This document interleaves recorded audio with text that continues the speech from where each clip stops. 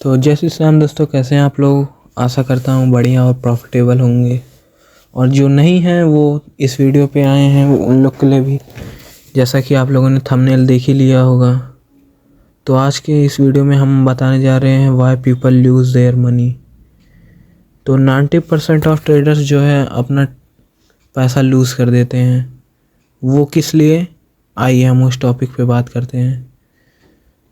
Trading एक simple सा game है, सिंपल सा। उसमें आपको बस एक साइकोलॉजी लगानी है। वही चीज़ मैं आपको बताने जा रहा हूँ आज। तो देखिए, जो लोग मनी लूज़ कर देते हैं उन लोग के पास पहली बात तो कोई स्ट्रेटेजी नहीं होती है जो ट्रेड करते हैं। अगर आपके पास कोई एक स्ट्रेटेजी है तो आप पैसा लूज़ नहीं करेंगे।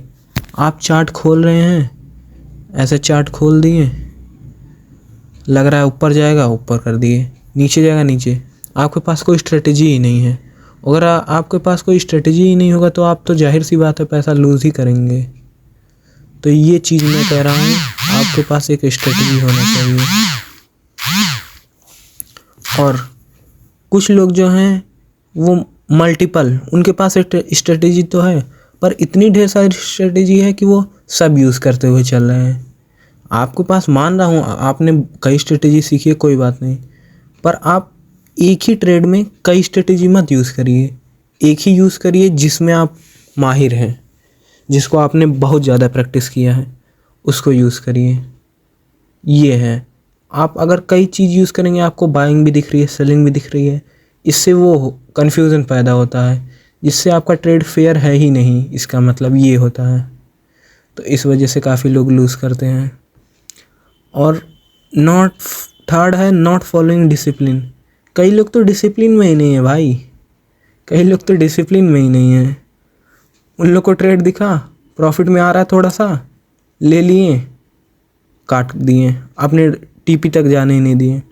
कुछ लोग को ऐसा लगा था, थोड़ा सा काट दिए, टिके ही नहीं, उनका थोड़ा सा बस एसएल की तरफ गया, फिर टीपी हिट हो गया। ये भी है ना, डिसिप्लिन में आपको मेन चीज़ तो, ट्रेडिंग एक डिसिप्लिन का गेम है। तो इसमें आपको ये आपने माइंड में याद ही रखना है कि आपको हमेशा डिसिप्लिन में रहना है। तो ये चीज़ डिसिप्लिन बहुत वर्क करता है। और जितना हो सके अपने आप लाइफ डेली रूटीन में भी डिसिप्लिन लाइए, तभी आप ट्रेडिंग में डिसिप्लिन ला सकते हैं। तो डिसिप्लिन बहुत वर्क करता है।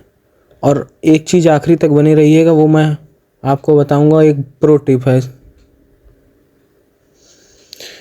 और फिर एडवांस सीक्रेट की बात करें तो ये बहुत ही, जो मैं आपने देखा होगा जिससे आप आए हैं, एडवांस एनालिसिस। वो एडवांस एनालिसिस ये है, वो सब लोग यूज करते हैं।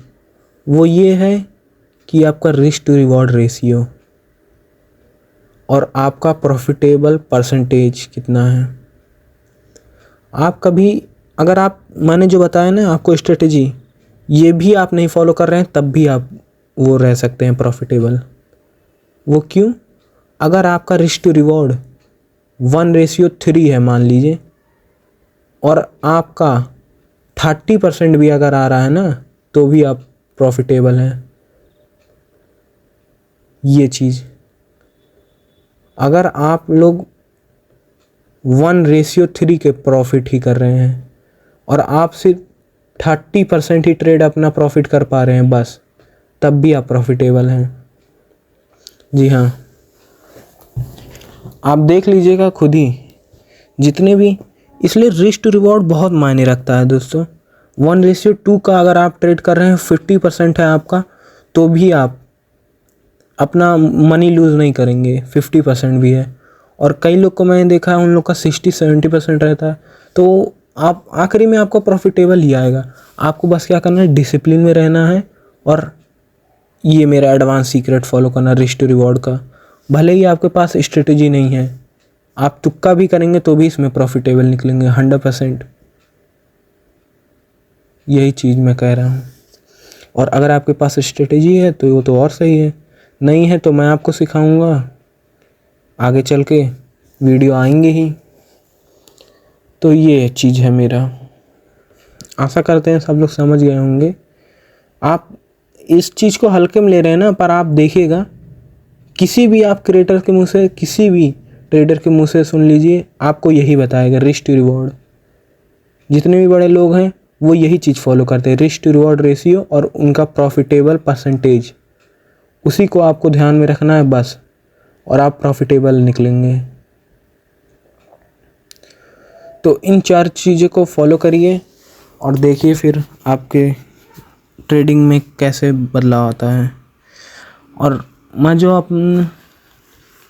आखिरी वीडियो में मैंने कहा था कि मैं आपको कुछ बताऊंगा, वो बता दे रहा हूँ कि ट्रेडिंग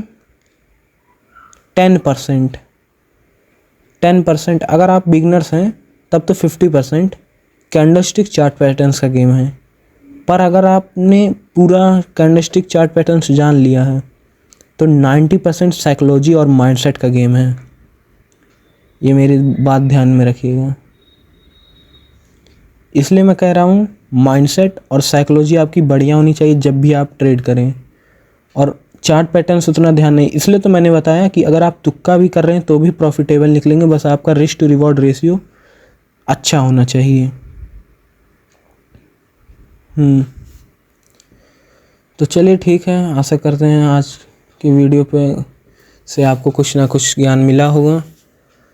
तो आज की वीडियो में बस इतना ही। धन्यवाद दोस्तों, जय श्री श्याम।